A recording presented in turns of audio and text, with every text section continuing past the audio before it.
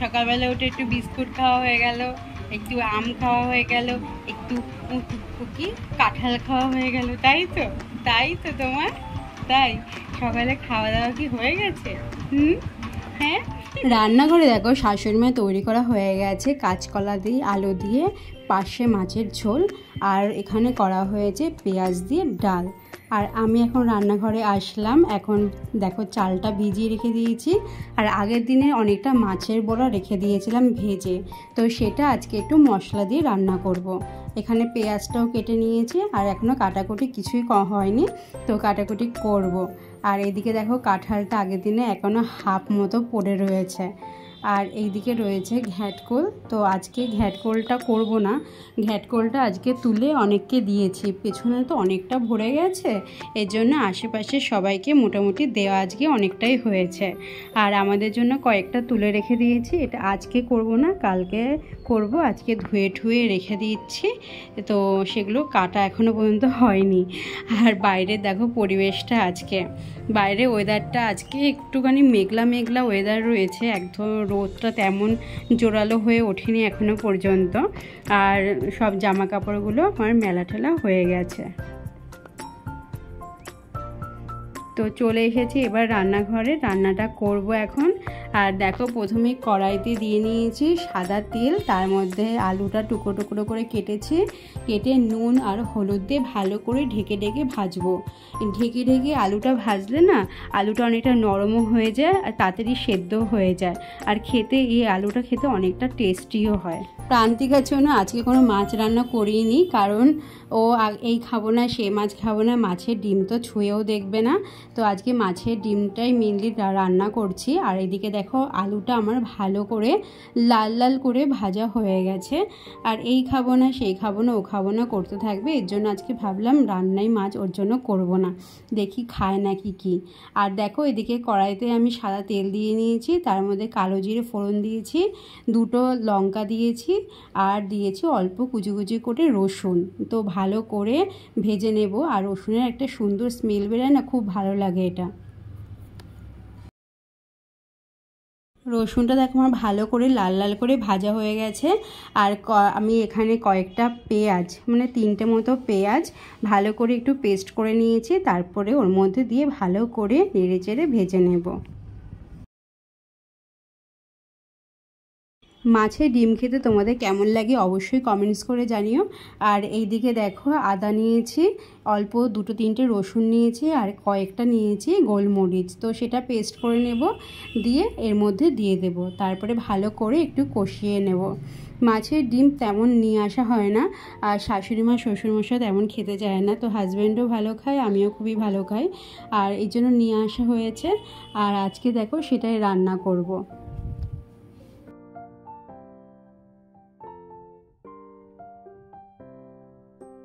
মশলাটা ভালো করে কষা হয়ে গেলে এরপরে আমি এক এক করে সব গুঁড়ো মশলা ব্যবহার করব। এখানে নুন দিয়ে দিয়েছি পরিমাণ মতো, হলুদ দিয়েছি, অল্প একটু চিনি দিয়েছি, আর দিয়েছি জিরে গুঁড়ো। আজকে এর মধ্যে একটু ধনে গুঁড়োটা দেবো না, তো জিরে গুঁড়োটা দিয়ে ভালো করে নেড়েচেড়ে নিয়ে মশলাটা ভালো করে কষিয়ে নেব।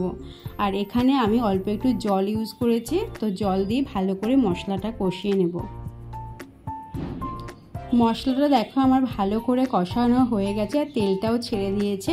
এরপরে এক এক করে আমি আলু যে ভেজে রেখে দিয়েছি সেই আলুগুলো এর মধ্যে দিয়ে ভালো করে আবার কষিয়ে নেব। সবাই যদি বাড়ির এক জিনিস খায় না তাহলে রান্নাতে কোনো সমস্যা থাকে না, একজন এই খাবো না, একজন ওই খাবো না, একজন এই খাবো, তো এরকম সব রকম রান্না করতে করতে মানে বিরক্তও লাগে, আর মানে মনে হয় কি সারাদিন রান্নাঘরে থাকতে থাকতে মাথাটাও গরম হয়ে যায়।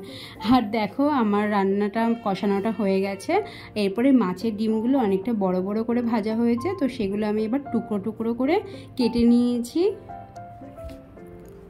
এরপরে আমি সেই ডিমগুলোকে এই মশলার মধ্যে দিয়ে ভালো করে একটু নেড়েচেড়ে একটু কষিয়ে নেব। তো হয়তো আমরা ছোটোবেলায় এরকম ছিলাম কিনা জানি না, কারণ এই খাবো না সেই খাবো না প্রান্তিকার সময় দেখছি, এখন পুচকু জানি না কি করবে। আর এই দেখো এদিকে ভালো করে মশলাটা কষিয়ে নিয়েছি, এরপরে আমি গরম জলটা এর মধ্যে ঢেলে দেবো।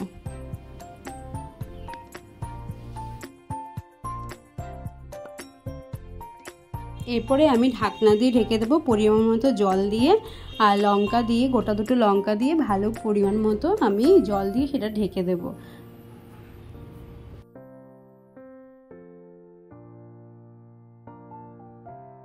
মাছের ঝোলটা আমার ভালো করে ফুটে গেছে, এরপরে উপর থেকে গরম মশলা দিয়ে নামিয়ে নেব।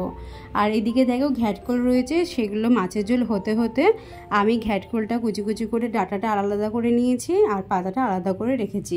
এদিকে আরেকটাতে ভাত আমি বসিয়ে দিয়েছি। এখন হয়ে গেছে লাঞ্চ টাইম, আর দেখো আগের দিনে একটু কচু শাক বেশি ছিল তো সেটা নিয়ে নিয়েছি, আর নিয়ে নিয়েছি একটা লেবু, আর এখানে রয়েছে পেঁয়াজের ডাল, আর আগের দিনে আমার জন্য একটু শোল মাছ রাখা ছিল সেটা। নমস্কার বন্ধুরা, গুড আফটারনুন। আর এখন বেজে গেছে প্রায় 2টো, আর এখন মানে রোদ্দুরটা একদম পুরো একদম বিশাল রোদ, আজকে প্রচণ্ড গরম, মানে আজকে বৃষ্টি দেখা নেই এরকম অবস্থা। তো হয়ে গেছে সব কিছু কমপ্লিট করা হয়ে গেছে, খাওয়া দাওয়া লাঞ্চ সব কমপ্লিট। পুচকু এখনও ঘুমোয়নি, মাঝে ঘুমিয়ে পড়েছিল তো আবার উঠে গেছে, আছে ও। আর প্রান্তিকার আজকে এক্সাম আছে, তো এক্সাম দিতে চলে গেছে ও। আর এত গরমের মধ্যে 2টো কাঁঠাল ছিল, তোমাদের দেখিয়েছিলাম, তো কালকে সেটা ঠাকুরমশাইকে দিয়ে দেওয়া হয়েছিল, কারণ মানে অত বড় বড় কাঁঠাল খাওয়া তো সম্ভব না এরকম, তো নিয়ে গেছে। আর আজকে একটা ভেঙেছে, তো সেটা মানে অনেকটাও মোটামুটি বড়। তো শাশুড়ি মা শ্বশুরমশাই সুগার রয়েছে তো অল্প খেয়েছে। তো আগের বার হয়েছিল তো অনেকগুলো যেহেতু কাঁঠাল হয়েছিল, তো আগের বার কিছুটা এই বাড়ি কিছুটা ও বাড়ি করে দেওয়া হয়েছিল। তো এবার এই কাঁঠালটা কাটা হয়েছে, তো সামনের বাড়ি এই বাড়ি ও বাড়ি তো দেওয়া হয়ে গেছে, তো এখন আর নেবে না মনে হয়, কারণ কাঁঠাল জিনিসটা না কেউ অনেকে খেতে যায় না। আমার তো খুবই ভালো লাগে কাঁঠাল জিনিসটা, তো আমি খেয়েছি, প্রান্তিকা, শাশুড়ি মা, শ্বশুর সবাই খেয়েছি, আর হাজব্যান্ড আমাদের খায় না, তো অনেক বলে ঠলে আগের বাড়ির কাঁঠালটা একটু 2 কোয়া এক কোয়া একটু অনেক বলে বলে খাইয়েছিলাম, তো খেয়েছিল। তো এখনও হাফেরও বেশি পড়ে আছে, জানি না কি হবে, লাস্টে ফেলতে হবে কিনা জানি না। তো হয়ে গেছে সব মোটামুটি কমপ্লিট করা হয়ে গেছে। শাশুড়ি মা কিছু রান্নাটা করেছে, আমি কিছু করেছি। আর আজকে পুচকু সকালবেলা থেকে না অনেকটা সময় ঘুমিয়েছিল, এই জন্য মানে ভাত, মাছের ডিমের মানে ঝোল, তারপরে যে মানে ঘ্যাটকল ছিল সেটা কেটে ধুয়ে টুকরো টুকরো করে সব করার পরেও দেখি বাসন টাসন মাজা হয়ে গেছে, তাও পুচকু ওঠেনি। তারপরে সব কেটে এসে বসেছি, তখন দেখি আস্তে আস্তে আড়মোড়া দিচ্ছে, দিয়ে তারপরে উঠলো। এইটা অনেকক্ষণ ঘুমিয়েছে, আর আমার কাজ বাজ প্রায় সব কমপ্লিটই হয়ে গেছিলাম। তো দেখছি মানে কিছু মানে অনেক দিন ধরেই দেখছি যে আমার মানে ভিডিওর ভিউয়ার্স অনেক কমে যাচ্ছে। এইবার যারা আমাকে সাপোর্ট করো, আমি তো তাদের অবশ্যই সাপোর্ট করি, কিন্তু এখন দেখছি যাদের আমি সাপোর্ট করছি তারা অনেক সময় সাপোর্ট উঠতে করছো না, সেটাই খুবই খারাপ লাগছে যে সবাইকে সাপোর্ট করে আমরা এগোচ্ছি। আমরা ভাইরাল হব কি না জানি না, আর আমরা এভাবেই দুজনকে যদি সাপোর্ট করে যাই তাহলে কিন্তু আমরা অনেকটাই এগিয়ে যেতে পারবো। বা ভাইরাল কবে ভিডিও হবে সেই অপেক্ষায় না থেকে একে অপরকে মনে হয় সাপোর্ট করলেই মনে আমরা এগিয়ে যেতে পারবো। তো এইভাবে ভিউয়ার্স হচ্ছে না, তো রেগুলার যেটা দেওয়ার সেটা আমি দেওয়ার চেষ্টা করি, কারণ দেখোই তো 2টো বাচ্চাকে নিয়ে সংসার সামলে সমস্ত কাজকর্ম করে ভিডিও দেওয়াটা কিন্তু খুবই টাফ হয়ে যায়, তাও আমি ভিডিওটা দিয়ে যাচ্ছি।